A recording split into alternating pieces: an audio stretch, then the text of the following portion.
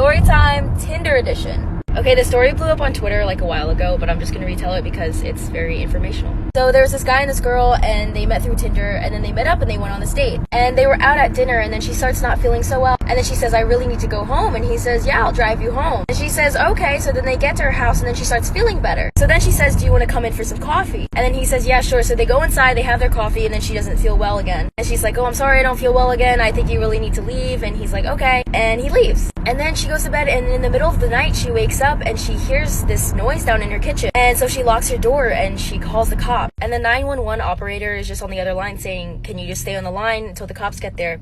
And then the cops get there, and they're like, the door is locked. Like, we don't think anyone's inside. And she's like, I promise you, someone's inside my house. I can hear them. She says, you have my permission to break down the door. So she's still up in her room, and then she hears the cops break down the door. And then she hears some wrestling and some fighting. Part 2 coming now.